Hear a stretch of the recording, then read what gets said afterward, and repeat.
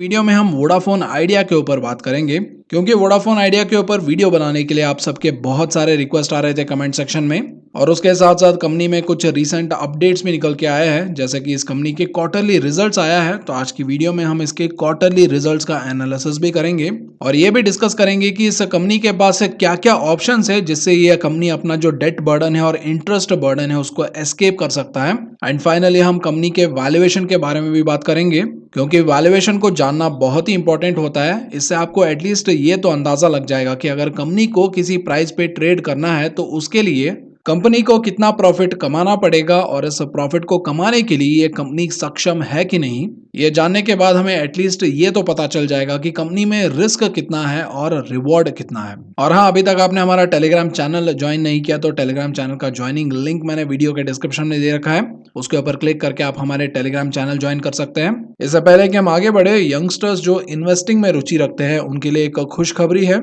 अगर आपका as 25 year से कम है और आप स्टॉक मार्केट में इन्वेस्टमेंट करने की सोच रहे हैं तो 5 पैसा आपके लिए एक स्पेशल ऑफर लेके आया है जो स्पेशली स्टूडेंट्स और यंगस्टर्स के लिए है, जहां पर आप डीमैट अकाउंट बिल्कुल फ्री ओपन कर सकते हैं। आपके लिए जीरो ब्रोकरेज होगा, चाहे आप इंट्राडे करें या डिलीवरी ले, और आपके लिए एएमसी चार्जेस यानी एनुअल मेंटेनेंस चार्जेस भी जीरो रहेगा।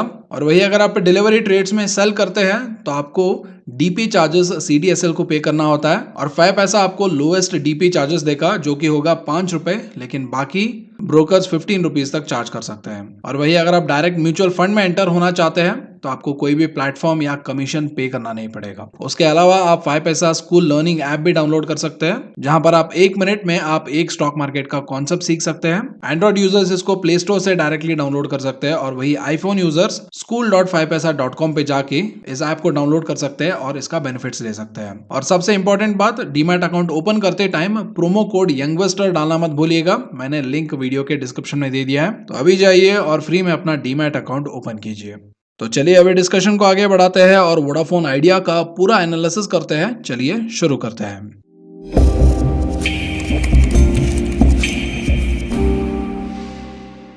डिस्कशन में शुरू करने से पहले ही मैं आपको बता दूं, ऐसे क्वालिटी कंटेंट और रिसर्च आपके सामने लाने के लिए हमें आपकी कंटिन्यूअस सपोर्ट की जरूरत पड़ती है। तो प्लीज वीडियो को लाइक करके अपने सपोर्ट जताएं और क्वालिटी कंटेंट क्रिएटर्स का समर्थन करें।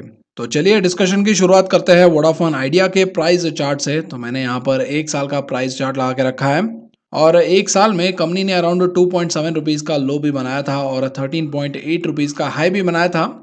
और करंट प्राइस पे अगर आप इसका रिटर्न्स देखेंगे तो कंपनी ने 1 साल में अराउंड 245.58% यानी ऑलमोस्ट मोर देन 2 टाइम्स ये मल्टीबैगर बन चुका है। और ये प्राइस मूवमेंट मेनली हुआ था सुप्रीम कोर्ट की डिसीजन की वजह से, जहां पर सुप्रीम कोर्ट ने over the long period of time इसको इंस्टॉलमेंट्स में पे करने का अनुमति दे दिया था। लेकिन फंडामेंटल लेवल पे अगर आप देखेंगे तो कंपनी में उतने ज़्यादा कुछ चेंजेस नहीं हुए हैं और इन फंडामेंटल्स के बारे में हम इसके जो क्वार्टरली रिजल्ट्स है उसके डिस्कशन में और ज़्यादा इन डेप्थ में इसको देखेंगे। तो चलिए अभी सीधा इसके क्वार्टरली रिजल्ट्स के ऊपर डिस्कशन करते हैं। और ये क्वार्टरली रिजल्ट्स का जो डिस्कशन है या एनालिसिस है हम ये ईयर ऑन ईयर बेसिस पे करेंगे, यानी अभी हम क्वार्टरली रिजल्ट्स यानी दिसंबर 2020 का रिजल्ट्स का एनालिसिस कर रहे हैं। तो इस दिसंबर 2020 का जो रिजल्ट्स है उसको हम दिसंबर 2019 और दिसंबर 2018 का जो क्वार्टर है उसको कंपेयर करके देखेंगे और उसके हिसाब से कंपनी के जो ऑपरेशन है या कंपनी का जो सेल्स है उसमें जो चेंजेस हुए हैं उसको वहां पर हम जानने की कोशिश करेंगे। तो सबसे पहले हम बात करेंगे कंपनी के सेल्स के बारे में। तो दिसंबर 2018 में अराउंड 11,765 करोड़ का था, दिसंबर 2019 में ये 11,089 करोड़ है और दिसंबर 2020 में ये 10,894 करोड़ का इसने सेल्स किया है। और जैसा कि आप देख रहे हैं ईयर ऑन ईयर बेसिस पे दिसंबर क्वार्टर का जो रिजल्ट है वो डिक्लाइन में नजर आ रहा है, मतलब प्रॉफिट लगातार घट रहा है, गिर रहा है। और ये सेल्स कम होने के कुछ कारण भी है।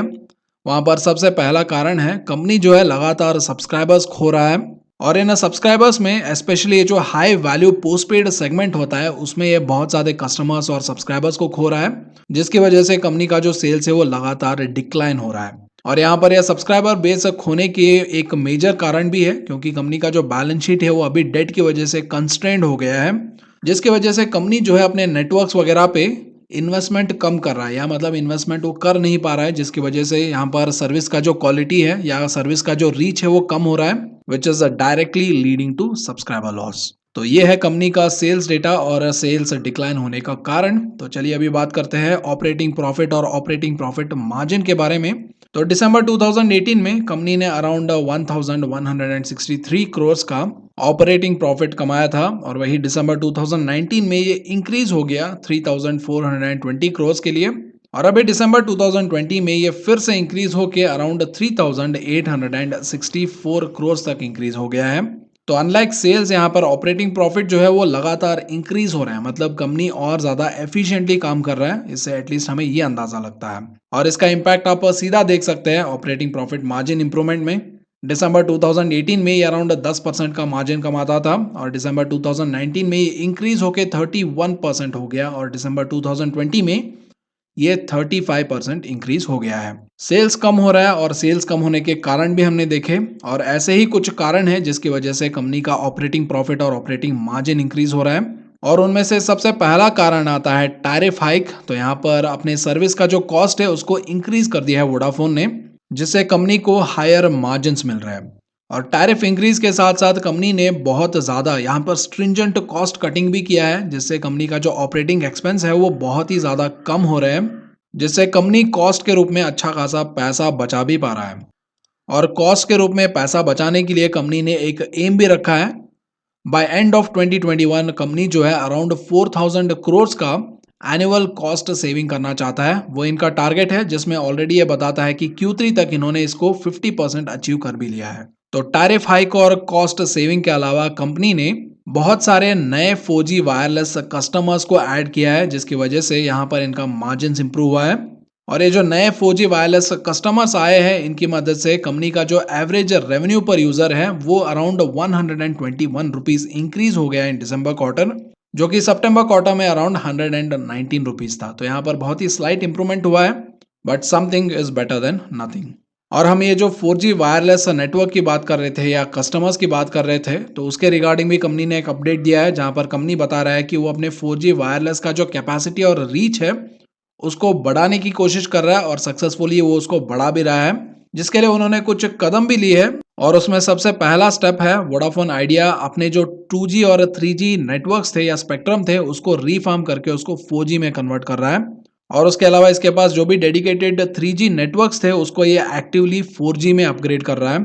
और इन सारे एक्टिविटीज के बदौलत कंपनी ने इस क्वार्टर में अराउंड 12,000 4G साइट्स यहाँ पर ऐड किया है अपने नेटवर्क्स में, जिससे कंपनी का जो कैपेसिटी और रीच है वो और ज़्यादा बढ़ गया है, ऐसा कंपनी का क्लेम है, जिसका डायरेक्ट रिजल्ट कंपनी को मिला है in terms of additional wireless customers in this quarter.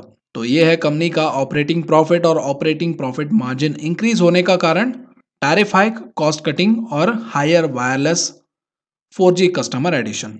और ऑपरेटिंग प्रॉफिट और ऑपरेटिंग प्रॉफिट मार्जिन लेवल पे इतना ज़्यादा मेहनत करने के बावजूद भी कंपनी का जो इंटरेस्ट सेगमेंट है इस सारे एफर्ट को वो नलीफाई कर रहा है, क्योंकि कंपनी का जो इंटरेस्ट बर्डन है वो लगातार बढ़ता ही जा रहा है, कंपाउंड होता ही जा रहा है, जिसका डायरेक्ट रिजल्ट आप यहाँ पर देख सकते हैं। दिसंबर 2018 में कंपनी अराउंड 2851 करोड़ का इंटरेस्ट बर्डन पे कर रहा था और वही दिसंबर 2019 में इंक्रीज होके 3722 करोड़ हो गया और वही दिसंबर 2020 में ये इंक्रीज होके अराउंड 4787 करोड़ हो गया है। तो यहाँ पर इंटरेस्ट बर्डन जो है वो कंपनी का वो एक अलार्मिंग रेट से इंक्रीज हो रहा है और कंपनी ऑपरेटिंग लेवल पे जो कैश बर्न कर रहा है उसका मेजर कंट्रीब्यूटर यहाँ पर इंटरेस्ट बर्डन ही है। और इंटरेस्ट बर्डन से बचने का कंपनी के पास सिर्फ एक ही रास्ता है और वो है फंड रेजिंग का। और जैसा कि आप लोगों को ऑलरेडी पता ही होगा, बोर्ड ने ऑलरेडी फंड रेजिंग का अप्रूवल भी दे दिया है, जिसमें कंपनी अराउंड 25,000 करोड़ का फंड रेज कर सकता है via debt and equity options. और कंपनी का मैनेजमेंट ये भी बताता है कि कंपनी जो है अभी कुछ पोटेंशियल इन्वेस्टर्स के साथ डिस्कशन में भी है, लेकिन अभी तक उसका कुछ रिजल्ट्स निकल के नहीं आया है। और इन सारे अनाउंसमेंट और इन सारे रूमर्स के आधार पे बहुत सारे एनालिस्ट ये होप कर रहे थे कि बाय जनवरी एंड ये जो डील है 25,000 करोड़ फंड रेजिंग का वो कंप्लीट हो सकता है, लेकिन अभी तक वो कंप्लीट नहीं हुआ है, जिसकी वजह से अभी मार्केट थोड़ा वोडाफोन आइडिया के ऊपर जो पहले पॉजिटिव थे वो थोड़े अभी वरीड हो रहे हैं। और वही दूसरी तरफ फंड रेजिंग के लिए कंपनी का जो शेयर होल्डिंग पैटर्न है वो फेवरेबल नजर आ रहा है और ये फेवरेबल क्यों है इसके ऊपर भी हम डिस्कशन करेंगे थोड़ी देर में जब हम इसका शेयर होल्डिंग पैटर्न एनालाइज करेंगे।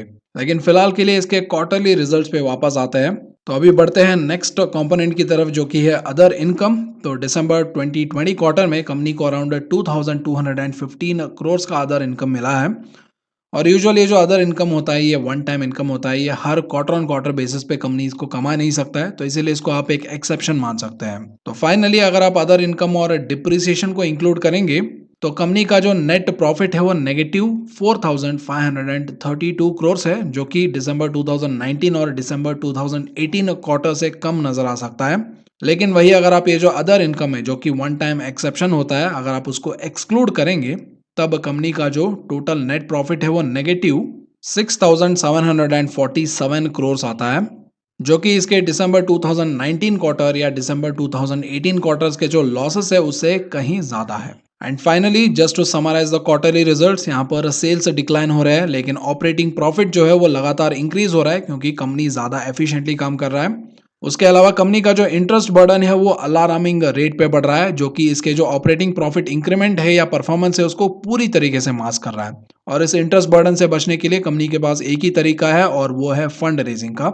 और उसके बाद अगर आप कंपनी का नेट प्रॉफिट देखेंगे तो वो लगातार एक डिक्लाइनिंग लेवल पे नजर आ रहा है, क्योंकि अगर आप इस क्वार्टर में भी अगर आप ये जो वन टाइम इनकम है अदर इनकम है उसको एक्सक्लूड करेंगे तो कंपनी का जो लॉसेस है वो वाइडन होता ही जा रहा है। और इससे पहले कि आगे बढ़े एक नज़र कंपनी के डेट के ऊपर भी डाल लेते हैं। तो कंपनी का डेट 5 साल पहले 26,859 करोड़ था और वही 3 साल पहले ये 55,055 करोड़ हो गया। और वही करंट डेट कंपनी का अराउंड 1,05,214 करोड़ का डेट बर्डन है, which is actually a massive debt burden. और जैसा कि मैंने बताया था डेट को मैनेज करने के लिए फिलहाल के टाइम पे कंपनी के पास एक ही ऑप्शन है और वो है इसका फंड रेजिंग प्लान। और कंपनी का शेयर होल्डिंग पैटर्न जो है वो फंड रेजिंग प्लान के फेवर में नजर आ रहा है। और वो फंड रेजिंग प्लान के फेवर में क्यों है, क्योंकि अगर आप देखेंगे तो प्रमोटर होल्डिंग अभी भी कंपनी में अराउंड 72.05% है, जो कि फंड रेजिंग के फेवर में काम करता है। क्योंकि फंड रेजिंग में क्या होता है, इन्वेस्टर्स कंपनी में पैसा इन्वेस्ट करते हैं और उसके बदले में उनको कंपनी में स्टेक मिलता है, यानी कंपनी में हिस्सा मिलता है। और अगर इन्वेस्टर्स का कंपनी में स्टेक खरीदना नहीं चाहते हैं तो कंपनी को वो डेट के रूप में पैसा दे सकते हैं। फिलहाल के लिए आप मान सकते हैं लॉन्ग टर्म डेट, और इस डेट के बदले वो शेयर्स प्लेज करवा लेते हैं या डेट के बदले कन्वर्टेबल या नॉन कन्वर्टेबल डिबेंचर्स भी ले सकते हैं। और वोडाफोन आइडिया का जो शेयर होल्डिंग पैटर्न है वहां पर एक और बड़ा एडवांटेज ये भी है कि ये जो प्रमोटर होल्डिंग है 72.05% का, वो सारा अनप्लेड्ज स्टेक है, मतलब इसमें कोई भी शेयर गिरवी नहीं है। या मतलब आप ये मान लीजिए प्रमोटर्स ने अपने शेयर्स गिरवी रख के कोई भी फाइनेंशियल कमिटमेंट नहीं किया है। तो यहाँ पर प्रमोटर्स पर्सपेक्टिव से यहाँ पर दो फैक्टर्स आते हैं। पहला फैक्टर है प्रमोटर्स के पास अच्छा खासा शेयर होल्डिंग है जिसको वो डाइल्यूट करके फंड रेज कर सकते हैं, और दूसरा फैक्टर ये है कि ये जो शेयर होल्डिंग है इसमें कोई भी शेयर प्लेज नहीं है। तो ये है share holding pattern from promoters point of view. तो चलिए अभी शेयर होल्डिंग पैटर्न को इन्वेस्टर्स पॉइंट ऑफ व्यू से भी देख लेते हैं। तो यहाँ पर इन्वेस्टर्स पॉइंट ऑफ व्यू से अगर हम देखेंगे तो यहाँ पर देखिए प्रमोटर शेयर होल्डिंग में कोई भी चेंजेस नहीं आया है इन द लास्ट 6 क्वार्टर्स। और वही म्यूचुअल फंड्स देखेंगे तो इन्होंने अपना स्टेक 5.98% से कट करके अभी 0.96% रिड्यूस कर दिया है। और वही डोमेस्टिक इंस्टीट्यूशंस ने भी एक टाइम पे यानी दिसंबर 2019 में अराउंड 1.67% का स्टेक इंक्रीज किया था, लेकिन उन्होंने भी अभी रिड्यूस करके 0.43% स्टेक मेंटेन किया है। और उसके अलावा अगर आप फॉरेन इंस्टीट्यूशंस की बात करेंगे तो उनका स्टेक सितंबर में यानी सितंबर 2019 में अराउंड 14.61% का स्टेक था, जो कि अभी रिड्यूस होकर मात्र 6.07% रह गया है। मतलब यहाँ पर सारे जो बड़े इन्वेस्टर्स है वो सारे अभी बेचने के मोड में नजर आ रहे हैं। और वो बेच रहे तो खरीद कौन रहा है? जी हाँ, खरीद रहे हैं रिटेल इन्वेस्टर्स, क्योंकि सितंबर क्वार्टर में रिटेल इन्वेस्टर्स का होल्डिंग 6.84% था और वही दिसंबर 2020 में इनका जो स्टेक है वो अराउंड 20.48% है। मतलब रिटेल इन्वेस्टर्स ने अपना stake more than almost 3 times बढ़ा दिया है। और यूजुअली एक रेगुलर ट्रेंड होता है, जब भी बड़े इन्वेस्टर्स बेचते हैं और रिटेल इन्वेस्टर्स खरीदते हैं तो उसको इन जनरल रिस्क माना जाता है, क्योंकि बड़े इन्वेस्टर्स को सबसे पहले पता चल जाता है कि कौन से शेयर में क्या खतरा है, जिसके आधार पे वो डिसीजन करते हैं। क्योंकि ऑफिस भर उनके पास लोग होते हैं ऐसे रिसर्च करने के लिए और ऐसे एनालिसिस करने के लिए, और ऐसे रिसर्च और रिसोर्स इंडिविजुअल इन्वेस्टर या रिटेल इन्वेस्टर्स के पास नहीं होता है। और इसीलिए सबसे पहले खबर बड़े इन्वेस्टर्स तक पहुंच जाती है और उसके बाद जब ये खबर और एनालिसिस रिटेल इन्वेस्टर्स तक पहुंचती है तब तक बड़े इन्वेस्टर्स अपना काम ऑलरेडी कर चुके होते हैं। और इसीलिए बहुत ही ज़्यादा इंपॉर्टेंट है आप रेगुलर बेसिस पे शेयर होल्डिंग पैटर्न को देखें और शेयर होल्डिंग पैटर्न में कौन बेच रहा है कौन खरीद रहा है इसका ट्रैक जरूर रखें। तो यहाँ पर इन्वेस्टर्स पॉइंट ऑफ व्यू से यहाँ पर शेयर होल्डिंग पैटर्न उतना ज़्यादा स्ट्रॉन्ग नजर नहीं आ रहा है क्योंकि बड़े इन्वेस्टर्स यहाँ पर बेच रहे हैं और वो सारे शेयर्स यहाँ पर रिटेल इन्वेस्टर्स एक्यूमुलेट कर रहे हैं। लेकिन बहुत बार ऐसा भी होता है कि रिटेल इन्वेस्टर्स सही निकलते हैं और बड़े इन्वेस्टर्स गलत भी निकलते हैं और पेनी शेयर्स में ऐसे होने का चांसेस बहुत ही ज़्यादा रहता है क्योंकि यूजुअली जो बड़े इन्वेस्टर्स होते हैं वो पेनी शेयर्स में डील नहीं करते हैं। हालांकि अगर आप मार्केट कैप के हिसाब से देखेंगे तो Vodafone idea mid cap company है, लेकिन अगर आप इसको टेलीकॉम सेक्टर में अभी ये जो दो जाइंट्स है एयरटेल और जियो इनके साथ अगर आप कंपेयर करके देखेंगे तो वोडाफोन आइडिया फिलहाल के लिए एक पेनी शेयर की तरह ही नजर आता है। तो यहाँ पर रिटेल इन्वेस्टर्स के गट फीलिंग के आधार पर कंपनी को जज करना थोड़ा मुश्किल होता है और इसीलिए हमारे जो गट फीलिंग होता है हमारी जो फीलिंग्स होते हैं उसको साइड में रख के हम कंपनी का कुछ डेटा देखेंगे जिसके आधार पे हम इसके वैल्यूएशन भी करने की कोशिश करेंगे। तो यहाँ पर अभी हम कंपनी के जो वैल्यूएशन कर रहे हैं उसके रूल्स बहुत ही सिंपल है।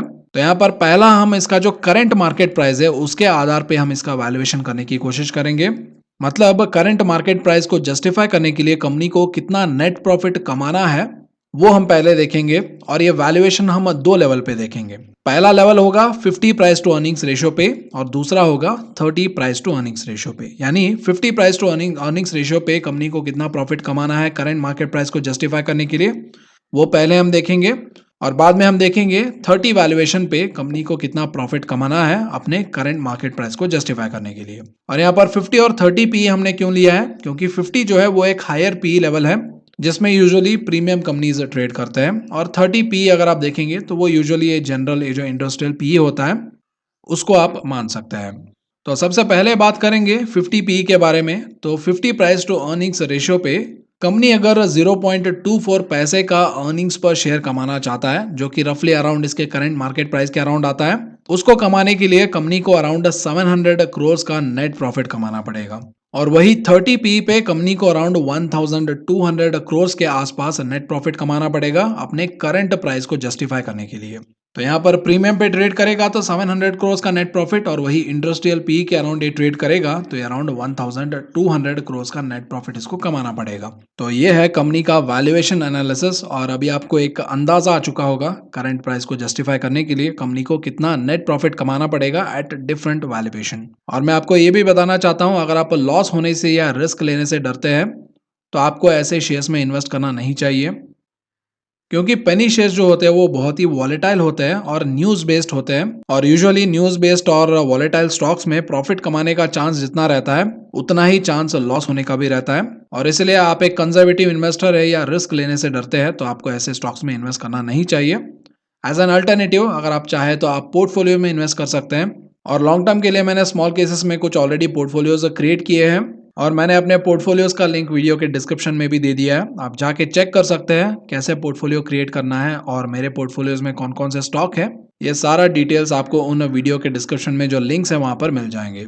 और हाँ, वीडियो को लाइक करके हमें सपोर्ट करना मत भूलिएगा और ऐसे ही नॉलेजेबल कंटेंट आगे भी देखते रहने के लिए ए सिंक चैनल को सब्सक्राइब कीजिए और बेल नोटिफिकेशन को भी दबा दीजिए। मैं आपसे मिलता हूँ एक और इन्फॉर्मेटिव वीडियो में, तब तक के लिए this is Bharat Shankar signing off.